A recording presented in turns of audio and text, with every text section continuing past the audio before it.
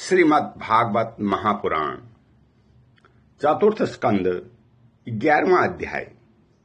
इस अध्याय में आज आप सुनेंगे स्वांभव मनु का ध्रुव जी को युद्ध बंद करने के लिए समझाना। श्री मैत्रेय जी कहते हैं, हे विदुर जी, ऋषियों का ऐसा कथन सुनकर के महाराज ध्रुव ने आचमन और श्री नारायण के बनाए हुए नारायण शास्त्र को अपने धनुष पर चढ़ाया।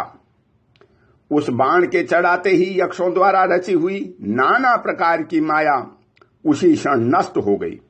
जिस प्रकार ज्ञान का उदय होने पर अविद्यादि क्लेश नष्ट हो जाते हैं, ऋषिवर नारायण के द्वारा आविष्कृत उस अस्त्र को धनुष पर चढ़ाते ही उससे राजहंस के से पक्ष और सोने के फल वाले बड़े तीखे बाण निकले, और जिस प्रकार मयूर के कारव करते वन में घुस जाते हैं, उसी प्रकार भयानक साय साय शब्द करते हुए वे शत्रु की सेना में घुस गए।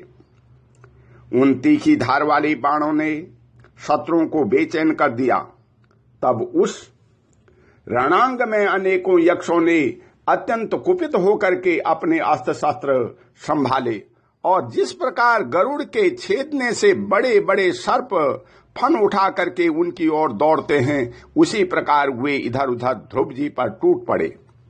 उन्हें सामने आते देख ध्रुव जी ने अपने बाण द्वारा उनकी भुजाएं, जांघ, कंधे और उदर आदि अंग प्रत्यंगों को छिन्न छिन्न करके उस सर्वश्रेष्ठ लोक सत्यलोक में भेज दिया, जिसमें ऊर्ध्वरेता मुनिगण सूर्यमंडल का भेदन करके जाते हैं। अब उनके पितामह स्वांभव मनु ने देखा कि विचित्र रथ पर चढ़े हुए ध्रुव अनेकों निरपराध यक्षों को मार रहे हैं, तो उन्हें उन पर बहुत दया आई। वे बहुत से ऋषियों को साथ लेकर के वहां आए और अपने पौत्र ध्रुव को समझाने लगे। मनु जी ने कहा, बेटा बस बस, अधिक क्रोध करना ठीक नहीं। यह पापी नरक का द्वार है। इसी के वशीभूत होकर के तुमने इन निरपराध यक्षों का वध किया है। हे तात, तुम जो निर्दोष यक्षों के संहार पर उतर रहे हो, यह हमारे कुल के योग्य नहीं है। साधु पुरुष इसकी बड़ी निंदा करते हैं। हे बेटा, तुम्हारा अपने भाई पर बड़ा अनुराग था, यह तो ठीक है, परंतु देखो, उनके वध से संतप्त होकर के तुमने एक यक्ष के अपराध करने पर प्रसंगवश कितनों की हत्या कर डाली। इस जड़ शरीर को ही आत्मा मान करके इसके लिए पशुओं की भांति प्राणियों की हिंसा करना, यह भगवत सेवी साधुजनों का मार्ग नहीं है। प्रभु की आराधना करना बड़ा कठिन है, परंतु तुमने जो लड़कपन में ही संपूर्ण भूतों के आश्रय स्थान श्री हरि की सर्वभूतात्मक भाव से आराधना करके उनका परम पद प्राप्त कर लिया है, तुम्हें तो प्रभु भी अपना प्रिय भक्त समझते हैं तथा भक्तजन भी तुम्हारा आदर करते हैं। तुम साधुजनों के पथ प्रदर्शक हो, फिर भी तुमने ऐसा निंदनीय कर्म कैसे किया। सर्वात्मा श्री हरि तो अपने से बड़े पुरुषों के प्रति सहनशीलता, छोटों के प्रति दया, बराबर वालों के साथ मित्रता और समस्त जीवों के साथ समता का वर्ताव करने से ही प्रसन्न होते हैं। और प्रभु के प्रसन्न हो जाने पर पुरुष प्राकृत गुण एवं उनके कार्य रूप लिंग शरीर से छूट करके परमानंद स्वरूप ब्रह्म पद प्राप्त कर लेता है।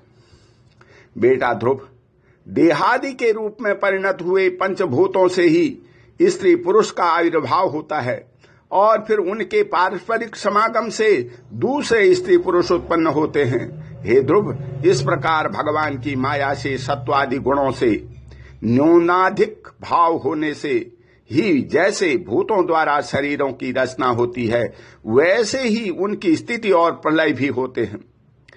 हे पुरुष श्रेष्ठ, निर्गुण परमात्मा तो इसमें केवल निमित्त मात्र है।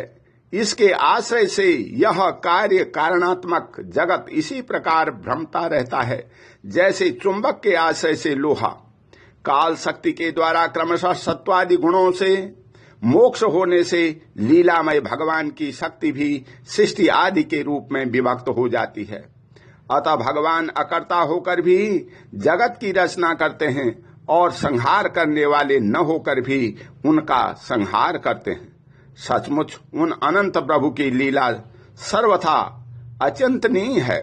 हे ध्रुव, वे काल स्वरूप अव्यय परमात्मा ही स्वयं अंतर्रहित होकर भी जगत का अंत करने वाले हैं तथा अनादि होकर भी सबके आदि करता हैं। वे ही एक जीव से दूसरे जीव को उत्पन्न कर संसार की सृष्टि करते हैं तथा मृत्यु के द्वारा मारने वाले को भी मरवाकर उसका संहार करते हैं। वे काल भगवान संपूर्ण सृष्टि में समान रूप से अनुप्रविष्ट हैं। उनका न तो कोई मित्र पक्ष है और न शत्रु पक्ष। जैसे वायु के चलने पर धूल उनके साथ साथ उड़ती है, उसी प्रकार समस्त जीव अपने अपने कर्मों के अधीन होकर काल की गति का अनुसरण करते हैं। अपने अपने कर्मानुसार सुख दुखादि फल भोगते हैं। सर्वसमर्थ श्रीहरि कर्म बंधन में बंधे हुए जीव की आयु की वृद्धि और क्षय का विधान करते हैं, परंतु वे स्वयं उन दोनों से रहित और अपने स्वरूप में स्थित हैं। हे राजन, इन परमात्मा को ही मीमांसक लोग कर्म, चार्वाक, स्वभाव, वैशेषिक, मतावलंबी काल, ज्योतिषी, दैव और काम शास्त्री काम कहते हैं। वे किसी भी निंदी या प्रमाण के विषय नहीं हैं। महदादि अनेक शक्तियां भी उन्होंने प्रकट हुई हैं। वे क्या करना चाहते हैं, इस बात को भी संसार में कोई नहीं जानता। फिर अपने मूल कारण उन प्रभु को तो जान ही कौन सकता है। हे बेटा, वे कुबेर के अनुसार तुम्हारे भाई को मारने वाले नहीं हैं, क्योंकि मनुष्य के जन्म मरण का वास्तविक कारण तो ईश्वर है। एकमात्र वही संसार को रचता, पालता और नष्ट करता है, किंतु अहंकार शून्य होने के कारण इसके गुण और कर्मों से वह सदा निर्लेप रहता है। वे संपूर्ण प्राणियों के अंतरात्मा, नियंता और रक्षा करने वाले प्रभु ही अपनी माया शक्ति से युक्त होकर समस्त जीवों को का सृजन, पालन और संहार करते हैं।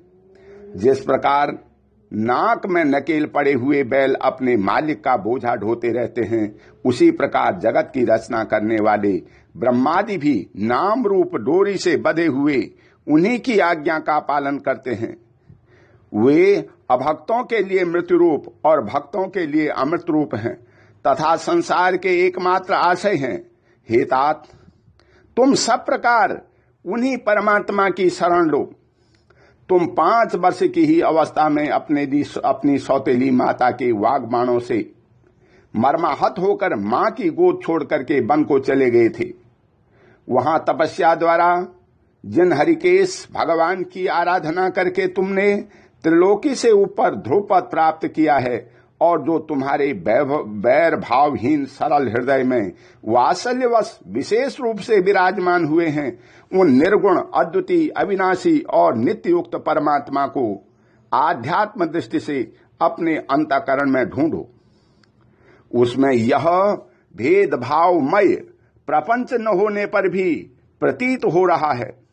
ऐसा करने से सर्वशक्ति संपन्न परमानंद स्वरूप सर्वांतर्यामी भगवान अनंत में तुम्हारी सुदृढ़ भक्ति होगी और उसके प्रभाव से तुम मेरेपन में रूप में दृढ़ हुई अविद्या की गांठ को काट डालोगे।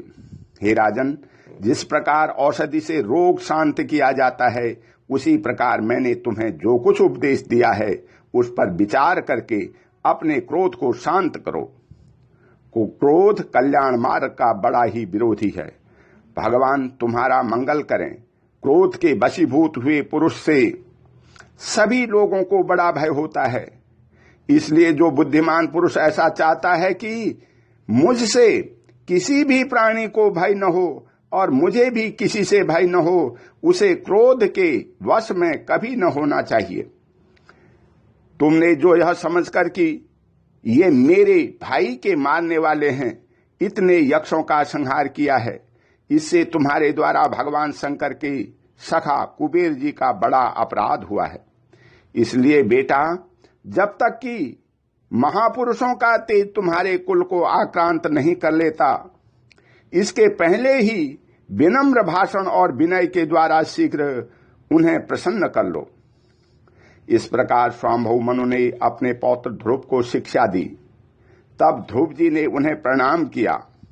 इसके पश्चात वे महर्षियों के सहित अपने लोक को चले गए।